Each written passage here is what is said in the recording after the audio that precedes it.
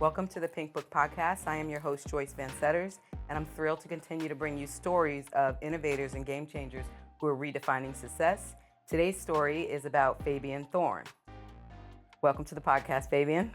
Thank you for having me. Of course. Entrepreneur and author. We also have your book here, You Just Don't Wake Up Strong. We want to tell your story, but I want to read just a little excerpt from the book that I loved. You Just Don't Wake Up Strong is a testament to both my failures and my successes in life. From being told by doctors that I would never be able to play football, to being the #1 player at Delaware State University, to being sent to prison for 15 months, yet returned to society and built a fitness business from the ground up. It outlines the ongoing progression of my business and other entities that I have incorporated into my plan. My faith in God is my guide for staying on the right path. I'm a true testament that not all storms come to disrupt life. Some come to clear your path. I love that. And we're going to talk about it, but I like to start from the beginning. So, Fabian, where are you from?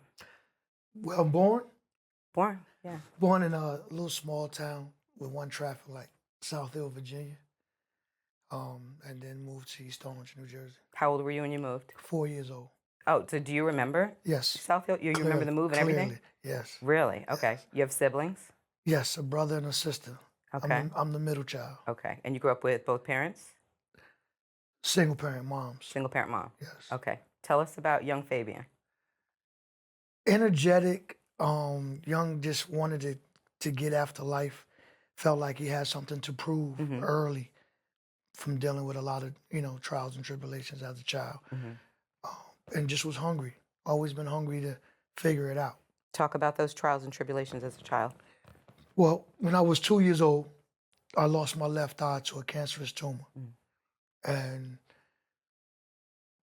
going through that process of learning how to deal with a prosthetic eye, you draw people around you that were kids. Kids are brutal. Yeah. They speak what they first thing come to mind, that's what they say. Right. So dealing with a lot of that, what we call, today they call bullying, we would calling it picking on you. Right. I dealt with that in grade school. Let me just take it back for a second. How was that with your mom when she found out that you had cancer? So one day I'm sitting on the side of the bed and she's looking through both of my eyes. And the reason why she sat me down is because she witnessed me walking into the walls. Oh. On my left side. I would bump into the walls and she was like, why does this boy keep bumping into the walls? So she sat me down and she looked into my eyes, and my pupils. And the left one, she can see straight through. So it kind of scared her. Automatically, she just rushed me to the hospital. Well, yeah, she rushed me to the hospital. My dad was there at the time. At this time, it was two parents, but he dismissed it. And he didn't take her. My uncle actually took her. Took and rushed us to the hospital. And once they got to the hospital, they realized when the doctors looked at everything, they looked at it and it came up with it, and it was cancerous. And actually, it was moving. And so it was an immediate surgery. Okay. Because the cancer was moving towards the brain. So they wanted to get eliminated before it even reached that point. And that I do remember her telling me. Vividly, really? Yes. Yeah. So I was meant to be here. Definitely. Yeah. Definitely. So how did you deal with the bullying or the picking on you? Yeah. One day, I'm looking out of I'm going to share this story. I'm in school, 2nd grade. I got frustrated. And I removed the eye and started chasing the kids around the playground. Wait. What? How did you remove your eye? So I took it out. It's removable. So I took it out and I started chasing the kids around the playground. How did you know how to do that? Because my mother taught me how to clean it. Okay. My mom's taught me how to clean it, and it needed to be cleaned from time to time. Yeah, I did that. And it's just funny because when I did that, the principal, who put me in the office, his name was Mr. Scales. I'll never forget that day.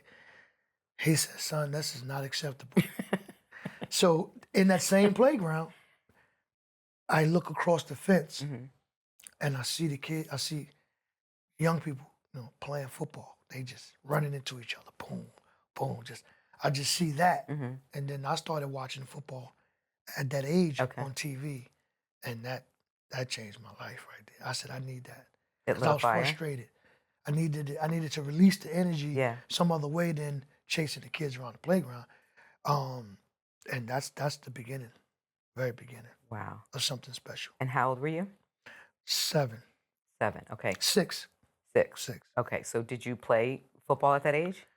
I went out when I was 6, but I was too young. Okay. Then I went back, and moms took me to 4 different doctors in one day to get approval.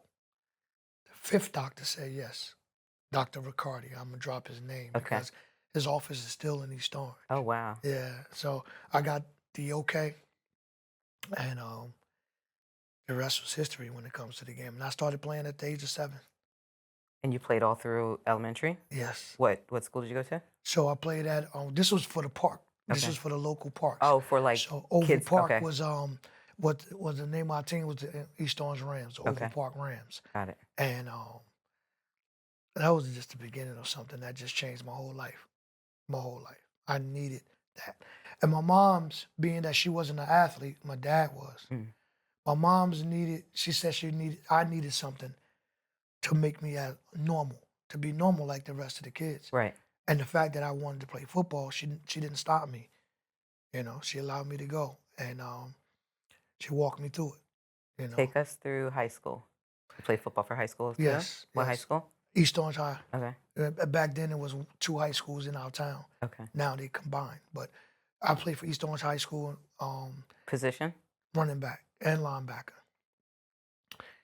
My freshman year, head coach actually approached me at the Oval Park right before my 8th grade was over. Mhm. Now what I'm gonna do. He approached me and asked me did I want to come and work out with the varsity team. Just lift weights and Yeah. everything. I said, yeah, definitely want to do. And I used to lift weights. I started lifting weights since I was 7. I literally walked into a gym at How the did age you of know how to 7. lift weights? How? You just started lifting weights. No, I walked in the gym and I walked in the weight room and there were older guys there. And so they kicked me out about 2 or 3, about 4 Okay. times. And about the 4th time, I can't remember, they just saw how relentless I was coming every day. Right. And they took me and said, okay, come on, because you're going to keep coming anyway. And then they showed me, just walked me through the process of lifting. And I needed that. I needed that to help me with this. Mm-hmm. Um, and so that was the major portion of giving me the strength and of knowing that my identity Right. of who I am and what I can accomplish. And so the weights was very important to me. So you played all through high school. Yes, I started varsity as a freshman, You did. only freshman on the team. Of course, they tried to make me quit, but Why? because there was never a freshman ever playing varsity. I was the first freshman to play varsity at East Orange High, and then actually start outside linebacker as a freshman. That wasn't heard of, and so yeah, So sophomore, junior, junior, senior. senior year was a rough year for me Why? because up until my senior year, I was getting recruited by big time big time colleges, Oklahoma, Nebraska, Florida State. Wow. So my junior year, I got an invite to go visit Florida State. My senior year, first game of the season, I break up the middle, I'm running back, I'm gonna hit the sideline, and this cornerback chased me down on an angle. But instead of him like trying to tackle me up high, Mm-hmm. because he knew he probably was gonna go for a ride if he did that, Right. he put his face mask dead in the side of my knee. Oh. My foot stayed in the ground, my knee went in, tore my knee up. ACL? Meniscus, Meniscus. partial tear in the anterior cruciate, but I didn't find that out until I got to college. Because I missed like five games my senior year, but my knee kept giving out on me. So all the big colleges backed off me. Grades were fine, 3.0 GPA, all through school. I always been above average Oh, when really? it comes to my grades. My mom, she didn't play that. Either you're going to have your grades or you're going to play sports and have both, but you can't just play Right. sports and not have your grades. And I took upon myself to always wanted to have my grades right anyway. Um, and so my senior year, once I graduated, I went to a Christian college out in Deerfield, Illinois, Okay. Trinity College. Okay. My head coach, and he's Coach Tony Pierce, one of his friends was Leslie Frazier, Okay. and Leslie Frazier is Leslie the Frazier, Seattle Seahawks assistant coach now? he might still be there. Yes, I He said think he is. Seahawks. Yeah, see Yeah. that's Assistant coach. my Yeah. mentor. Really? He used to play for the '85 Super Bowl Yeah. Bears, Yeah. cornerback. Yeah, Yeah. that's my He's the mentor. coach, assistant coach of Yeah, Seahawks. he'd have been all over. He'd have Okay. been Minnesota. He'd been Philadelphia. Okay. He'd been all over. He actually is in the book too. Okay. But Coach Frazier gave me a chance out in Trinity College, but he did one bigger thing. I'm running in practice. I'm doing good. But he called me over one day. He says, come to my office. I went to his office. He said, something's wrong with your knee. And so he sent me to the best doctors in Chicago. Okay. And when they did that MRI, the doc said, I don't even know how you're running on this leg. You got a partial tear in your anterior cruciate. You got ligament damage. And he said, I see that your quad muscles are strong and big. I said, so I work legs a lot. But I got that surgery out there, rehabbed, and then I transferred to Delaware State, Okay. spring of '93. Coach Frazier wrote me a nice letter. I Mhm. didn't have no footage because I didn't play out there. I just Right. practiced Oh, okay. because I had to. He made me go have surgery, which Yeah. I'm so grateful that he did. I transferred to Delaware State. I had no knee brace, no sleeve, no nothing, and Wow. the leg was just ready. Yeah. So did you play at So Delaware State? yeah. So when I transferred to Delaware State, back then when you transfer up the levels, Mhm. so Trinity College was the NAIA Division II. Got it. Delaware State is Division I AA. Got it. So I done traveled all the way up these levels. You have to sit out a year. It's called Proposition 48. Okay. So that year that I had to sit out, I proved myself in the spring. So in the fall, I don't have to practice. But I went to the coach and I said, Coach, could I come out on full contact days to get your first team defense ready for game day? So he looked at me. He said, you want to come out here on scout team offense and practice against the first team defense? Right. I said, yes, sir. He said, I don't even know if we got enough helmets, but I said, don't worry about it. I had my high school helmet. It was red, and their helmets was red. Right. After a while, he got me a helmet, though. And I went out there raising hell for just those 2 days. I mean, raising Nice. hell. Because I needed to know if I could, not needed to know, I figured out this. If I practice against the top defense, when I cannot play, Right. all it's doing is preparing me for when my opportunity to play. Right. And that's what it did. And it did it in an enormous way. After that year, I was a junior now on the field. I had a fifth-year senior in front of me, Okay. and he was a captain. Third game of the season, I got an opportunity to start, and I never looked back. And in this third game, down in Bethune-Cookman, I got a chance to start. My coach and his head coach, my head coach is Coach Collick, Bill Okay. Collick, and I'll say mentor, father figure. Call him right now. He'll give you a story. He'll give you some stories. He loved Should we get Thorne. him on the phone? I'm kidding. He loved Thorne. That's what he called me. He called me by my last name a lot. We in Bethune-Cookman. I'm a running back, fullback, actually in this type of offense. We got the ball on the 20. We got 80 yards to go. The hole opens up so wide, so big. I get the ball, and I'm ready to just take off. When I seen the hole open up, all I could see in the end zone was the cheerleaders and their pom-poms, right? I take off running with, like, if I'm already past the line. Right. Normally, you're supposed to go through like this. Guy reached in, knocked the ball out, fumble. Put the defense in a bad situation. But the defense held up and only gave up 3 points. Okay. I'm on the sideline. Coach sent one of the players to me and said, go tell Thorne if you want to get back in this game, come see me. So I go over there and talk to him. Mhm. He said, you put that ball on the carpet one more time, you're going to be walking back to Dover. Oh, wow. Finished the game with 165 yards, 3 touchdowns, ESPN Player of the Week. All the motivation you And needed. that's all I needed. And never looked back. That fifth-year senior only got in the game in the fourth quarter after I did all of what I had to do. Wow, that's amazing. And this is all with no peripheral vision on your left No side. peripheral vision. So, and I'm glad you mentioned that. For me, and I always felt like I had a cheat sheet, right?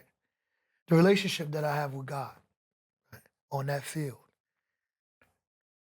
knowing what He's telling me to do, I'm going off of His lead. If He tell me there's a hole open over here, I'm gonna make that move. Yeah.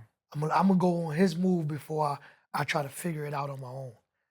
And 9 times out of 10, if not 99.5, 99.9, that hole was there unless I got there too late. Really? And I used to always say, wow, and I can feel it in my gut, like, Yeah. and I was like, okay, so we got something going. So every time I score or something happens or players come to me and be like, Dawn, we need a touchdown. When they walk away, I'd be like, okay, Lord, you hear what they asking for, so what we gonna go do? Right. Just like that.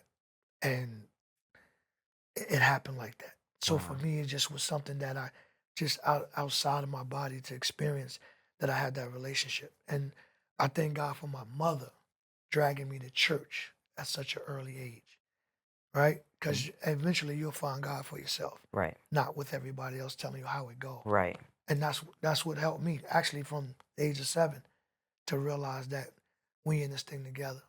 And for that, my performance and to be able to tell it and shine comes from the preparation, right? I prepared myself to a point where He would turn that light on me, Right. and I knew it was Him. That's amazing. But only if I prepared. So I never took that for granted. Never took it for granted. I had the talent or the gift, Right. right? I'm just gonna get out here and not practice and nah. Always tell my athletes that I train. Practice time is the coach's time to evaluate your talent. Yeah. What you do with your time will determine what type of athlete you want to become. Love it. And I lived that so I could share it, right? So talk to me about after college. So I had an opportunity with the Baltimore Ravens, my finishing up my last year. Okay. The phone call came in, and one of my homies was at my house down in Delaware. Answered the phone, Mm-hmm. called me like the Ravens called. He answered the phone. I wasn't there. He called me like, "Hey, got to get to campus. The Ravens called you." So I get to campus. I call my agent. He called the Ravens back. By this time, they pulled the contract. They was offering me a mini camp contract. Okay. Excuse me. Okay.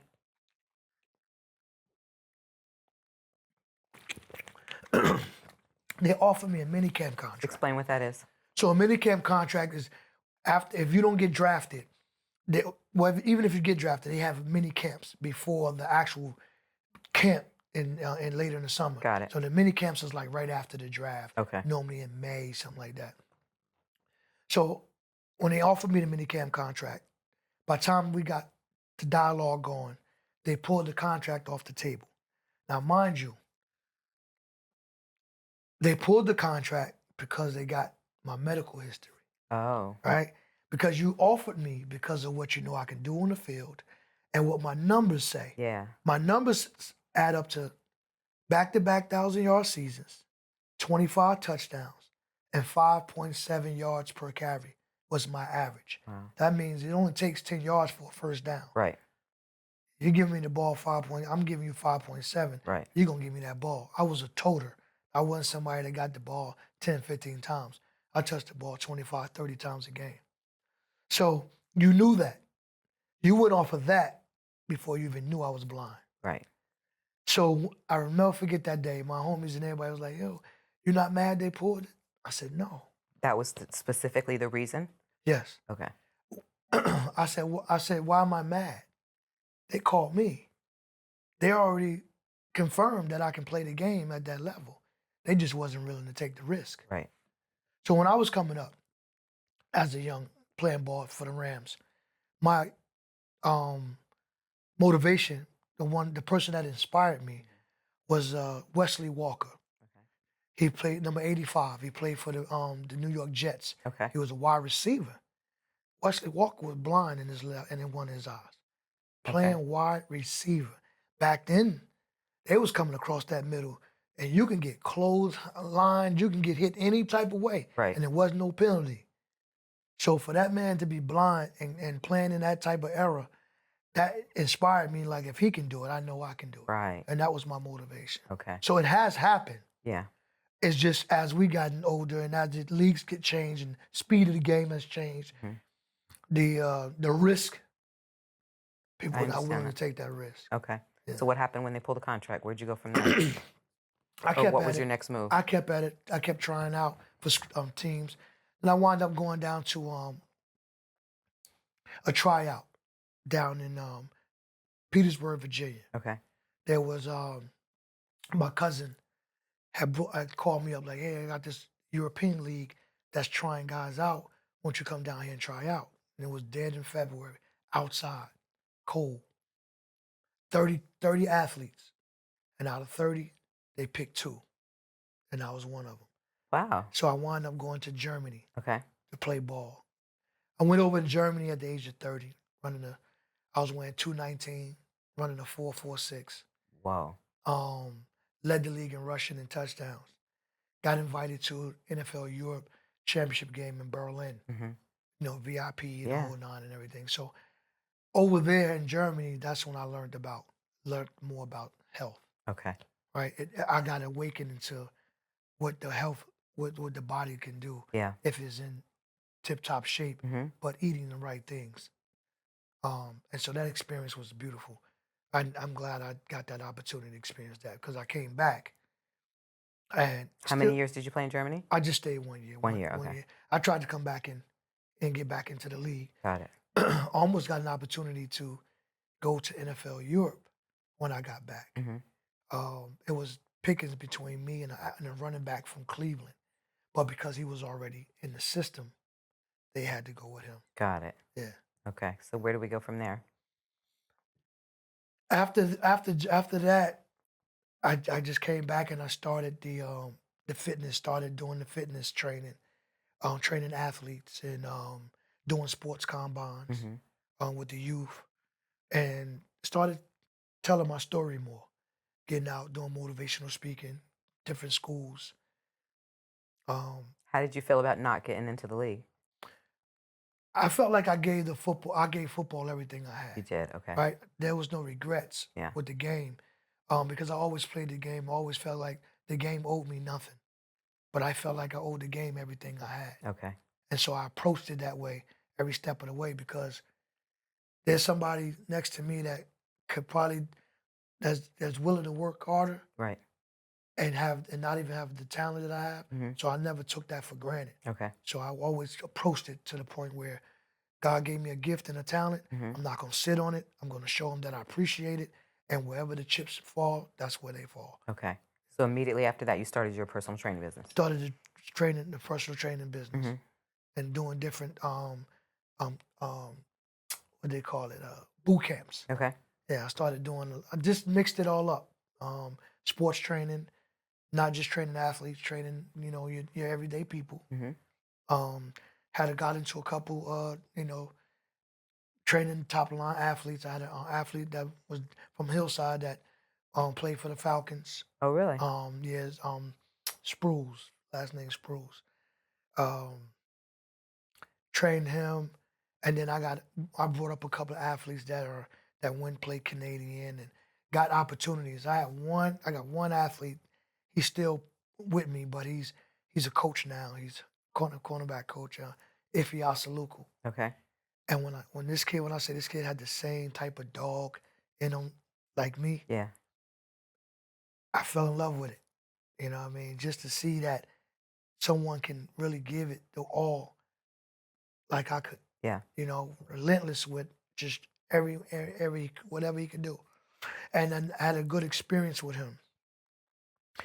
He was trying out and he got an opportunity with Green Bay, Okay. a private workout. He had nobody to take him. It was in Long Island. called me. He said, Coach, I got a tryout. Say no more. Let's go. Took him to Long Island for this private workout. Mhm. He did his thing. Before I know it, on our way back, he get the phone call from Green Bay, and they flew him out to Green Bay. So things like that. When you give back like that, Yeah. it's fulfilling. You know what I mean? To see someone else get that opportunity because they're willing to put that work in, Right. relentless with it. So, and today he's a cornerback coach at the high school level. Matter of fact, he's at King College now. Oh, okay. Yeah, Oh, in yeah, Union. yeah, Okay. yeah. So talk to us a little bit about the book. You just don't wake up strong. It is a testament to the trials and tribulations that I went through throughout my life. What does that mean to you? You just don't wake up strong. You don't. The trials and tribulations is what makes you strong. The test is what makes you strong if you don't succumb to it, right?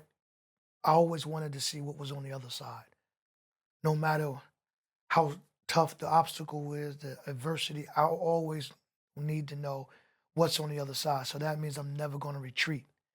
But when you wake up, you have to decide that you're going to do that. And the Right. only way to be that way is to face it, right? If you don't face anything, how strong do you know you are, Mm-hmm. right? So most people will ask me, are you talking about physical strength? No, but then you can equate that to physical strength.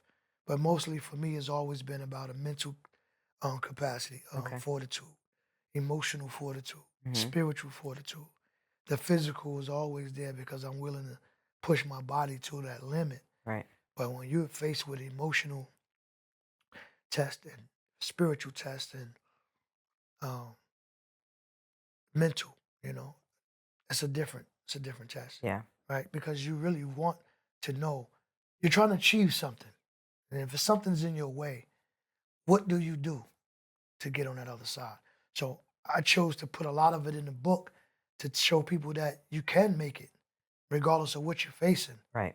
I have people that tell me no all the time, and I have 4 doctors that said no, no, Right. no, Right. no, all in the same day, right? But I had a mother that said, nah, come on, let's go to the next one, who wasn't an athlete, Wow. but she knew I needed that. So Right. when you get that yes, you have to make good on it, but you have to be prepared for it as well. And that's why I always fall back to preparation, Okay. right? So the book is about that. I like it. Tell me about how you got in trouble. This was So during your personal training business? no, this was actually because there were 3 goals I wanted. I had 3 goals when I was coming out of 8th grade, right? Those 3 was to be a football player, to be a businessman, and to take care of my mother. And those 3, I always wanted to be an entrepreneur. I always wanted to. I worked. Yes, I had jobs. So this time I was in Virginia, living in Virginia, Okay. and I was doing real estate. And in the real estate business, we was with mortgage company. I'm learning how to do loans and this, that, and the third. And then around this time, this is the time where a lot of people were losing their homes, Right. right? And in losing their homes, we had a program that the head of the mortgage company at the time came up with, which I thought was brilliant. Where if you're losing your home, one of us will buy it, Mm-hmm. but you're gonna stay in your home. Then we're gonna help you get your credit right so you can turn around and buy your home back, Interesting. right? Mm-hmm. The thing is, we're not going to put you in a loan that you can't afford to get back in. So we did like a 228. If What is that? so, 228 is the loan is fixed for 2 years. Okay. So in those 2 years, we working with you to get your credit together so you can get this house back because we don't want your house. These are people that lived in their houses for years, Right. but they ran into hard times. And so when we did that, a couple of people got their homes back. Some people abandoned their homes and just left. Okay. So now we stuck with homes. In the process of that, when you don't educate people or they don't take the education the right way, they begin to cause problems by saying things that are not true, right? Take your What home do you from mean you. by that? So if you say, I took your home from you, how did I take your home from you when you abandoned your home? I don't want your home. So in the process of that, all the paperwork is right. We had lawyers that said what we're doing was a good thing. Even the banks was on board. Said this is a great idea because at the end of the day, the banks want to save the home too Right. because they want to save the loan. So if we found a way to help these people stay in their homes and some didn't and some did, there's always going to be a bad apple with it. Okay. But at that time, the housing bubble bust, right? And it didn't come from the bottom. It really came from the top. What do you mean And by what I mean that? by that is the big wigs who sought that these loans that they were giving out would help the economy. The other part of the world wanted in. Like, okay, but when the bubble bust, the other people outside the world, the big people pulled out. Now America stuck with loans and trying to. So who you come to? You come to the bottom of it, and you put blame on those who created these programs. But that ain't where it came from because we create the program. We don't take them. We don't get the money unless you approve it. Right. Always been a fair person. Always been about doing things the right way. But I was in Virginia, Commonwealth. Okay. Laws can change when they want to. Please believe it. Until you know it, you know it. Okay. And so in the process of that, we wound up doing time because of What were you convicted of? conspiracy to commit wire fraud. Okay. And I never did. I never had committed the wire fraud. But because I was one of the ones that created the program or helped bring the two parties together to be the middleman to make sure you get money back in your pocket that you couldn't pull out your house, right? But once again, you're going to stay in your home. The other money, everybody gets a piece, but then now we got money put to a side to help you with the mortgage that we just put on the house. I But understand. if you take your money and run, now we stuck with a house that we pretty much got to sell sooner or later. And that's how I that get went. it. So you got 15 years for it. 15 months, 24 months. 24 months. 24 months. Okay. So in the book, while you're in prison, you have notes like to people here. Talk to me a little bit about that. I thought that was interesting. Notes to Your my son. Yeah, your Yeah. son. So this was on my way because I had to self-surrender. So on my way to self-surrendering, my son, no, on my way before I had to self-surrender, I had to take him back Self-surrender means you went to to turn myself in. yourself in.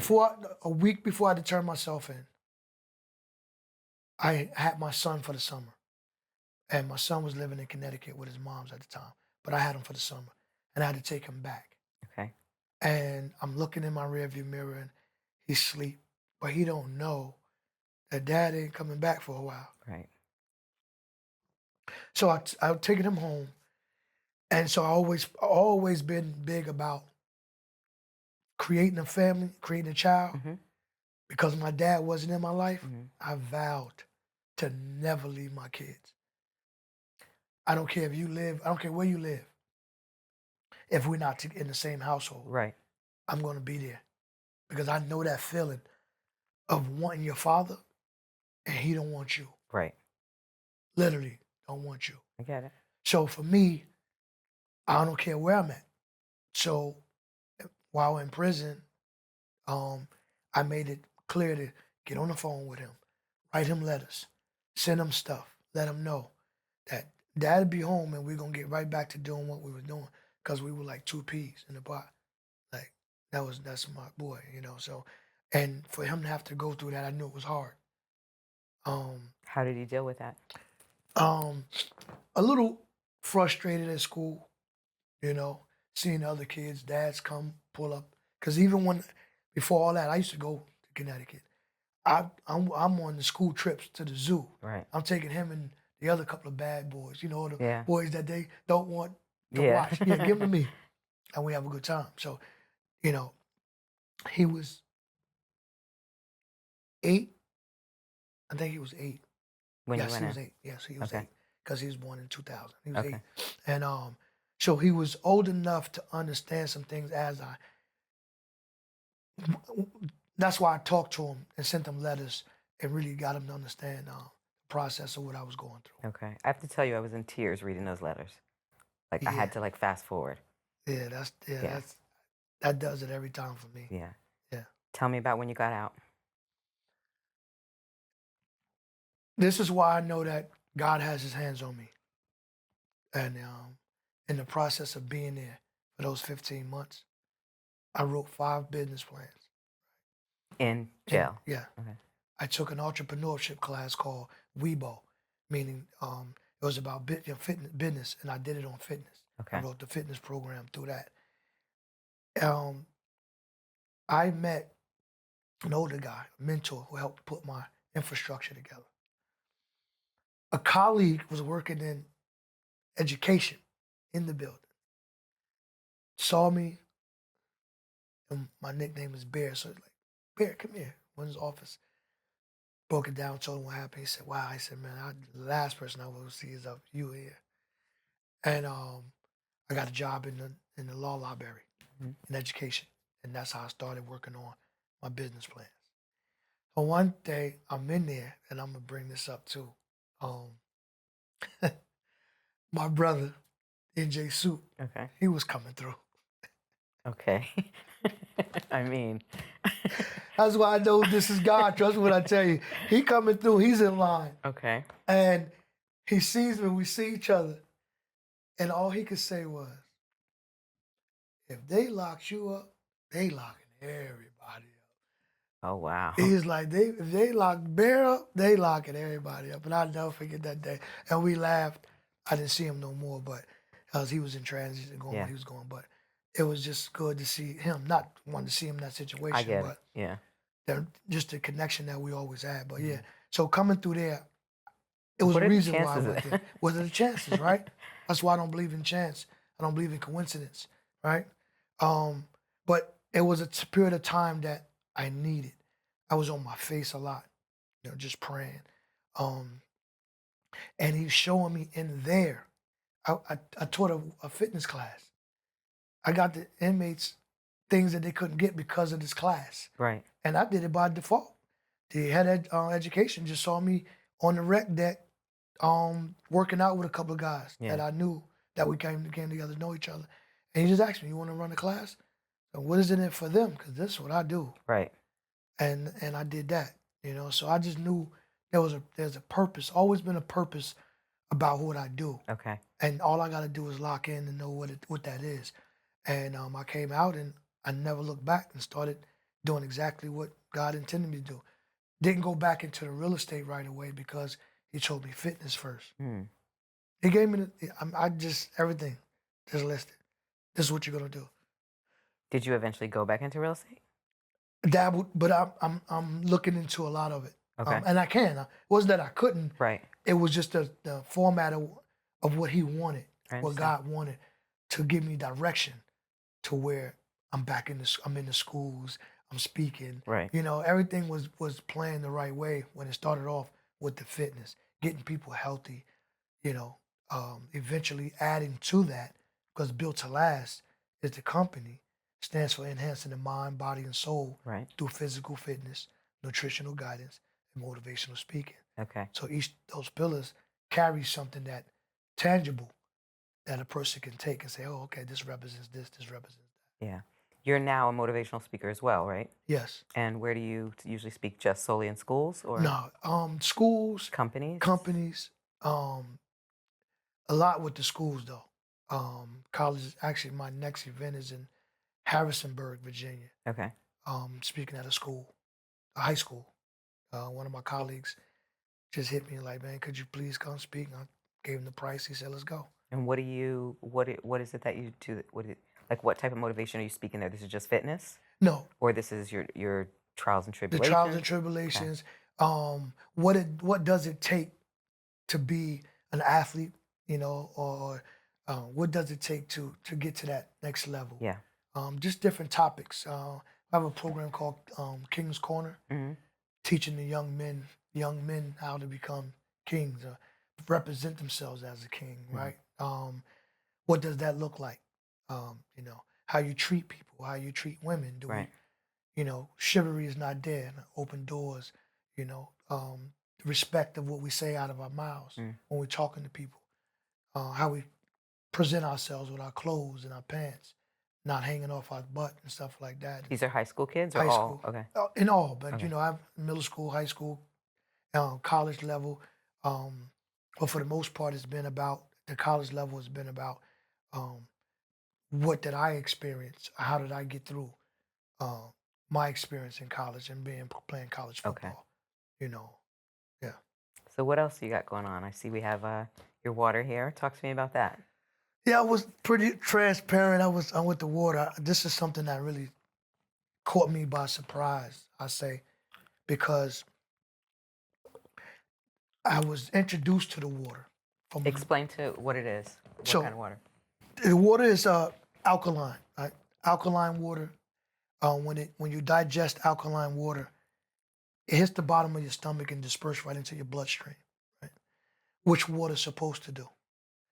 Water's supposed to hydrate us on a cellular level, Right. flush toxins out our body. So when we flush the toxins out our body, the energy raises to the roof. That's what we want. We need more energy. Not enough time in the day, but a lot to do, right? So we need that energy. Um, and with the alkaline, it just puts our bodies in a state of where we're able to fight off diseases, colds, sicknesses, more so when our body's acidic, Right. hard to fight things off And why is that? Because of the minerals in water? because of the minerals and electrolytes, Yeah. right? Our body is like have those things, but not enough of it, and we want to feed it naturally, right? Um, and it helps just with our digestive system, skin, So when I drink the water, I first got the water, the first 2 weeks, I was like, wow, this is amazing. My body just felt different. Energy level was raised. I'm using the bathroom more so than not, which I never had a problem with because being an athlete, man, and whenever you exercise, it helps you Yeah, it with your induces it. system. Yeah. But now I'm adding this to it. First thing I said was, my peoples need this water. Okay. It wasn't something I was like, oh, okay, I'm gonna cuff this Right, keep right, this to right. myself. No, we need this. If this is what it's doing, then dealing with having a mom that was on dialysis, I'm just trying to find ways to kind of help her live longer than she would, than Right. she would like to. So when this fell in my lap, once again, I knew it wasn't coincidence because I was on a radio interview with, Oh, you left that part out. yeah, a radio interview with these Italians, guys, all males. And after the interview, telling my story, the guys invited me. It was like, hey, we got a project we're working on, and we would like for you to be a part. I said, okay. Their project was the alkaline water, Oh, okay. right? It wasn't off the ground. They got it built a water store. So they brought me in and asked me what my ideas, what I would like. I said, well, one, marketing is important. They didn't want to dump a lot of money into marketing, so I took it upon myself to take the water and market it and push it myself because I knew I had something great. Being in that also that the bottle is a chemical-free bottle, so the plastic doesn't bleed into the Right. water, like your average bottles of water. Absolutely. That was intriguing to me, right? Because we're talking about water. When we was coming up, you drink water out of the hose and all that, and Right. right, you ain't thinking about what No. the water is doing to you. Right. But as you get older, you're realizing that your body is made up of 78, 80% water.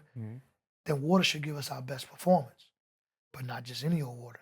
So whenever I hear somebody say, oh, it's just water, nah, it's not just water. Because your average water, even your spring water, your bottles is a spring water, right? Let's take Poland Spring. Okay. Right? For one, the plastic bleeds into the water because the plastic is not a chemical-free bottle. Two, you'd only need 20% spring water to label your bottle spring water. What's the other 80%? Don't ask me. But it ain't spring water, Right. right? So if we only getting 20%, and we know 20% cannot outwork 80 on no day. But what if someone has never had alkaline water before? Can they just start drinking it and just switch up completely, like from their water that won't mess up their digestive system? And no, it actually would help their digestive system because the body is craving for that water, that type of water. it would be a shock to the body, but it'd be a good shock. Okay. So it What would be a contraindication to that shock? Like, what would happen? using the bathroom, Okay, got it. like back and forth, like, ooh, why am I going to the bathroom so Right. much? Because the water is flushing. Got it. When it hits your cells, that's what you want. And So once that stops, that process stops, you can just drink alkaline water permanently? what I do, and I haven't had any problems. Okay. So I would say for me, it works for me. That's what I like. That's what works for me. And it's hard when I don't have it, and I try to find something that's equivalent, right? Because I definitely can't go back to some of the waters that I've been drinking. I tried it one day and I almost had a fit. I said, "Oh, this is nasty," because the alkaline actually heightens your taste Yeah, buds, I do know that. right? Yeah. So now it'll have you to the point where you know the difference if food is too sugary Yes. or too salty, Yeah. just like that. And you be like, "Well, I didn't put that much salt in it." It don't take that much because now your senses is heightened Yeah. from the alkaline water. Yeah. I mean, it's great water. Thank you. This is not sponsored by your water. It's good water. I mean, and I ordered a couple cases and I like it. It's good water. My concern is just for people who, like, are there any contraindications to drinking alkaline water? If you're diabetic, if you're on some sort of medication? Well, an experience with my mom's being diabetic, the water helped her, but at the end of the day, being diabetic, you only can drink a certain amount of water anyway, Got it. Okay. right? So I was like, okay, if she only can drink a certain amount, let's get her high quality water in the system. The healthiest it can be. And that's how I figured that out. Okay. And it helped her out a lot. Okay. Where can people find your water? They can go to the website, but they also can find it in locally in different places in East Orange. Okay. It's at Delaware State. Really? Delaware, yes, it's at Delaware State. On my alma mater. We actually a partner. It's online, as you ordered online. I did. I appreciate you. I did. Can you give them the website? On the website is fabianthorne.com. Okay. Sending a message to let me know where they located and things of that nature. Because at the end of the day, I do local drop-offs, but with smaller amounts. Got it. The big amounts are being drop shipped or delivered Okay. by pallets. Got it. We got local restaurants that bars and lounges. My pitch to them was I was vendoring at a motorcycle event, and a young man was intoxicated, very intoxicated. I walked over, but I was behind my table. He's on a couch in the lobby. I walked over and I gave him a bottle of water. I knew he needed to be hydrated because we know alcohol dehydrates you. Of course. When I tell you he drank that bottle of water, he jumped up and he came to my table. He said, "What did you give me? And if whatever it is, can I get a case?" So he bought a case right there. Wow. But I told him what the water does. It brings you back to consciousness, right? So we out having a good time. We drinking, we tipsy. I'm getting that alkaline water in me every time. Give me a better chance of making it home, especially if I got to get behind the wheel. Right. So in these lounges, they selling that type of water. Their customer having a good time there, they're gonna come back because they know that when they left there, they're like, "Wow, I ain't, I know I was drunk, I know I was intoxicated, Right. but I got right before, especially if they got to get behind that wheel." And I think that's a great thing. And you don't wake up with a headache From drinking that water. after you're drunk, you're saying. Yes. And let's be clear, we're not promoting getting behind the wheel if you're drinking. Exactly. Now, definitely not get behind that wheel if you're drinking. Yeah. No. Just let you know that if you can come back to understand. consciousness, you feel better about yourself, a little more safely getting home. I understand. And how's it going with the water? The water's going good. It's going good because of the partnership with the alma mater. Okay. That's We're great. we're on a process of really taking this water to another level. I'm the first partner with my alma mater, Delaware State Water Lab. Oh, okay. Is the only HBCU in the country with accredited water lab. There's only 2 schools in the country. We are one of them. Wow. And so being said, I felt like, well, they took the water, they tested, it came back great. Why not partner up and do something bigger? And so that's how that came about. Nice. Yeah. Where do we go with your book? Where can people find the book first off? Also on the website? FabianThorne.com. Okay. It'll send them right to Amazon Amazon. as Yeah. well? Yes. Okay. My assistant actually sent me this book, and I read it in one day, back to back, and I thought it was a great read. What comes next Movie. from the book? From the book, from the story, to present. Okay. To present. And then when we can complete or get that really going to where we want to, the script has been worked on, is being worked on. Okay. We really want to release something that is powerful like the book, Okay. right? Because we want it's for everybody. It's not from one walk of life. Okay. I was requested to come with another book. Started some of the content because of the experience that I've been going through since I've dropped that book.